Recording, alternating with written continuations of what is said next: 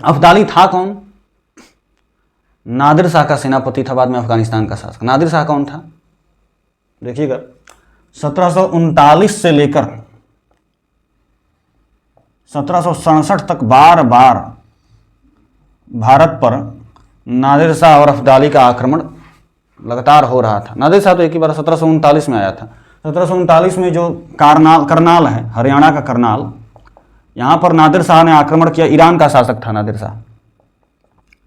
नादिर शाह ने आक्रमण किया और जो है कि करनाल पर अधिकार कर लिया। अब मुस्लिम में दो कम्युनिटी आपने सुनी होगी, शिया और सुन्नी। विश्व में आज के समय में सबसे ज़्यादा सुन्नी की जनसंख्या है, 87 से 90% करीब करीब सुन्नी।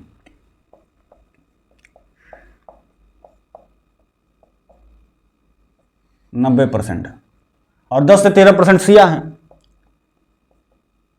शिया सुन्नी में शुरू से युद्ध, इसी पर खाड़ी युद्ध हो गया, गल्फ वार। विश्व इतिहास में आप पढ़ेंगे जो है कि ईरान और इराक का सारे मुल्क जो थे सब भी सुन्नी डोमिनेटेड थे। सुन्नी का वहाँ पर जनसंख्या ज़्यादा था। बस ईरान में जो है कि शिया का जनसंख्या ज़्यादा था। तो ईरान अपने अस्तित्व के लिए लड़ रहा था। भैया इराक ने आक्रमण किया, इराक का सबने सपोर्ट किया, सभी इस्लामिक कंट्रीज ने सपोर्ट किया और उसके बाद अमेरिका ने भी सपोर्ट किया। रसिया एकदम तटस्थ था, ना इसकी मदद ना उसकी मदद। ईरान अकेला लड़ रहा था, अपने अस्तित्व के लिए लड़ रहा था, क्योंकि ये सब हैं सुन्नी वाले, हम खत्म हो जाएंगे भैया, शिया यहीं पर बस है, साफे ख़त्म। इसी पर पूरा गल्फ वार हो गया, खाड़ी युद्ध 8 साल तक चला। विश्व इतिहास में पढ़ाएंगे हम। भारत में भी ऐसी परिस्थिति है। सुन्नी जो है करीब 85% जो मुसलमान हैं, इस्लाम को मानने वाले, वो सुन्नी हैं और 15% शिया हैं। उस समय भी लड़ाई चलती थी। जब नादिर शाह ने करनाल पर अधिकार किया तो शिया वालों ने इनका समझौता करा दिया मोहम्मद शाह रंगीला से, जो मुगल शासक था मोहम्मद शाह रंगीला, 1719 से 1748 तक, जिसको रंगीला की उपाधि मिली हुई थी। बहुत राग रंग में डूबा रहता था। तो मोहम्मद शाह, तो सुन्नी को पता चल गया कि शिया ने समझौता कराया है। शर्मा जी, शिया ने समझौता कराया है, इसको कैसे सहन करेगा? जाके नादिर शाह का कान फूंक दिया। समझौता कराया था, कुछ उपहार इसको नादिर शाह को मिल गया था, नादिर शाह लौटने जा रहा था। तब तक शिया वालों ने जाकर नादिर शाह का कान फूंक दिया कि अभी कहाँ कुछ मिला है, अभी दिल्ली जाइए बहुत मिलेगा। तख्ते ताउस है एक, तख्ते ताउस ऐसा है, उसी में तख्ते ताउस में इतना बेशकीमती गोलकोंडा खादान से मिला हुआ एक हीरा चढ़ा हुआ है। वही हीरा कोहिनूर हीरा था। नादिर शाह ने उसका नाम रखा कोहिनूर हीरा, जिसका अर्थ होता है रोशनी का पहाड़। तो उसी तख्ते ताउस में वो हीरा जड़ा हुआ है। और वो तख्ते ताउस जो है कि बनाया गया है कैसे? विश्व के कई देशों से, शर्मा जी, कई देशों से कई चीज़ें, हीरे जवाहरात, अलग अलग देशों से अलग अलग हीरे जवाहरात लाई गई हैं, मणिमाणिक लाई गई हैं, मोतियाँ लाई गई हैं, पन्ने लाए गए हैं और उस तख्त को बनाया गया है, सिंहासन को बनाया गया है। 6 फीट लंबा, 4 फीट चौड़ा, 2 फीट ऊंचा। और जो है कि उसमें 3 भाग है, 3 सिंहासन, एक ही सिंहासन में 3 सिंहासन है। एक सिंहासन पन्ना से जड़ा हुआ, एक सिंहासन जो है कि हीरे जवाहरात से जड़ा हुआ, और तीसरा सिंहासन में जो है कि हीरा जवाहरात, पन्ना, माणिक, सगरी मोती मिलाकर सब जो है कि बनाया गया है। और उसमें ऊपर नाचता हुआ मोर है, वो भी, उसमें भी कई सारा हीरा जवाहरात जड़ा हुआ है, नाचता हुआ मोर सिंहासन के ऊपर, इसीलिए उसको मयूर सिंहासन भी कहा जाता है। और उसी में कोहिनूर हीरा भी है, गोलकुंडा के खदान से मिला हुआ। नादिर शाह गया दिल्ली, अफवाह फैला दिया लोगों ने कि नादिर शाह की मृत्यु हो गई दिल्ली में।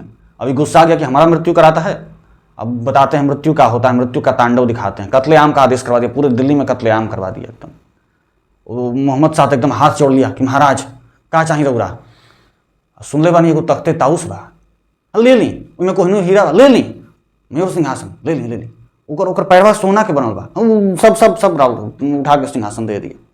और बहुत सारा संपत्ति। इस समय उस सिंहासन की कीमत 13,500 करोड़ इस समय के हिसाब से।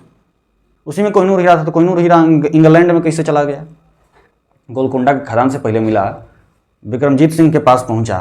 1526 में पानीपत का जो युद्ध हुआ, प्रथम युद्ध, उसके दौरान विक्रमजीत सिंह जो ग्वालियर के राजा थे, उन्होंने उस हीरे को आगरा के जो है किले में भिजवा दिया, संधि हुई तो।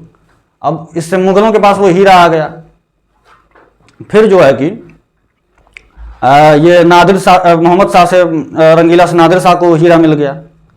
फिर नादिर शाह का जो सेनापति था अहमद शाह अब्दाली, ये अफगानिस्तान का शासक बना। अहमद शाह अब्दाली अफगानिस्तान का शासक बना और इसके पास ये हीरा आ गया, इसका जो सेनापति था। अहमद शाह अब्दाली ही जो है कि पानीपत के द्वितीय युद्ध में हराया था बालाजी बाजीराव को। तो अहमद शाह अब्दाली के पास वो कोहिनूर हीरा आया। अहमद शाह अब्दाली का वंशज शुजा शाह, वो इस कोहिनूर हीरे को लेकर लाहौर आया। लाहौर में उस समय शासन था रणजीत सिंह का। बताए हैं हम 1790 के पूर्व जब अहमद शाह अब्दाली वापस लौट गया, अराजकता की स्थिति आ गई, तो उसका लाभ उठाकर सिखों का साम्राज्य पंजाब पे हो गया। तो महाराजा रणजीत सिंह ने उस हीरे को खरीद लिया शुजा शाह से। रणजीत सिंह के बेटे थे दिलीप सिंह। तो रणजीत सिंह से वो हीरा दिलीप सिंह को मिला और दिलीप सिंह को 1849 में अंग्रेजों ने हरा दिया और 1849 में संधि हुई जिसके तहत वो कोहिनूर हीरा भी इन्होंने अंग्रेजों को दिया। और 1850 में अंग्रेज वो उस कोहिनूर हीरे को लेकर पहले बम्बई आए, बम्बई से फिर जो है कि ये इंग्लैंड गए और आज के समय में भी इंग्लैंड में ही है वो।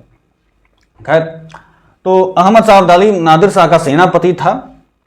इसने भी भारत पे आक्रमण किया, बहुत सारे आक्रमण हुए। 1739 से 1767 तक आक्रमण होते रहे। बालाजी बाजीराव के बाद मराठा एम्पायर का पतन होने लगा। एक आए थे माधवराव, थोड़े शक्तिशाली थे, उनकी भी मृत्यु हो गई, ऐसे ही स्वतः ही जो है कि बीमार चलने लगे, मृत्यु हो गई। उसके बाद से उम्मीदें टूट गई। जो मराठा साम्राज्य उस समय ऐसा माना जाता था कि अब मुगलों की जगह ये ले सकते हैं, भारत को एक ये कर सकते हैं, अखंड भारत का निर्माण ये कर सकते हैं, हिंदू साम्राज्य का फिर से विस्तार ये कर सकते हैं। उनका भी अंत हो गया, पतन हो गया। बाद में तो बाजीराव द्वितीय जो हार गए अंग्रेजों से। खैर, तो ये सब चीज़ें थीं।